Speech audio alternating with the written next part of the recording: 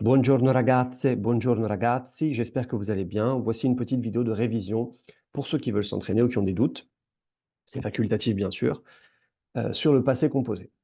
On va revoir 2-3 points principaux qu'on a vus en classe et éventuellement essayer de faire un exercice ensemble. Allora, commençons tout de suite. J'ai choisi de vous parler du passé composé en prenant 3 phrases. Ok? Giovanni ha lavorato, Luisa ha voluto, Elena ha deciso.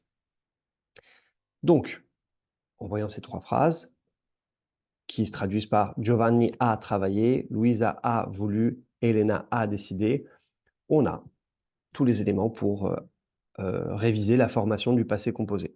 Alors le passé composé, comme on le dit toujours en classe, c'est comme une salade composée, il faut plusieurs ingrédients. Premier ingrédient, il nous faut un auxiliaire. Donc c'est le verbe qu'on met en premier. Et cet auxiliaire, c'est avoir ou être. Alors, pour ceux qui ont un doute, mais par contre, ça, il faut les apprendre par cœur, j'ai mis les 2 verbes dans une case ici. Essere, avere. D'accord? Être ou avoir. Essere ou avere. Le verbe auxiliaire, on le conjugue toujours au présent, comme en français. J'ai mangé, tu as fait, etc., etc. Je suis né, bref. Et en plus de l'auxiliaire, de quoi on va avoir besoin? D'un participe passé. Et le participe passé, il est très facile à former en italien puisque on va le former à partir de l'infinitif. Are devient ato, donc les verbes du premier groupe deviennent ato. Ere, verbe du deuxième groupe, devient uto, donc par exemple, volere devient voluto, avere devient avuto, potere devient potuto, etc.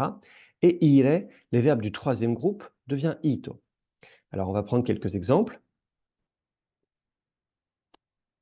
Studiare, étudier, devient ho studiato, j'ai étudié. Potere, ho potuto, j'ai pu. Capire, ho capito, j'ai compris. D'accord? Capire signifie comprendre, on l'a vu en classe. Finire, ho finito, etc. Une fois qu'on a vu ça, on a vu la formation d'un participe passé régulier, d'un passé composé, pardon, régulier, donc avec l'auxiliaire avoir en l'occurrence, et le participe passé qui se termine en ato, uto ou ito. On n'est pas en mesure, cependant, d'expliquer la troisième phrase. Elena ha deciso. Vous avez compris à quoi est dû le deciso.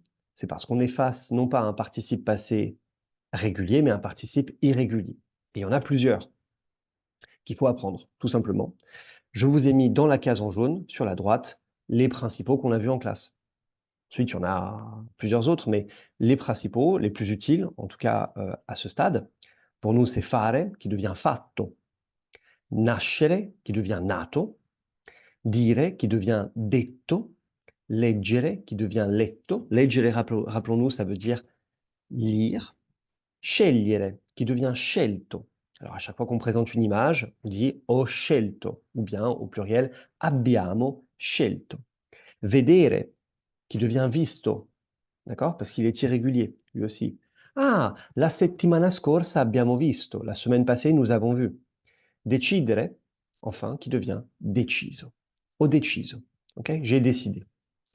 Donc, une fois qu'on a vu ça, on a vu comment former un passé composé régulier, mais aussi qu'il existe des participes passés irréguliers, et en tout cas pour ceux que je vous ai mis en jaune, il faut les apprendre.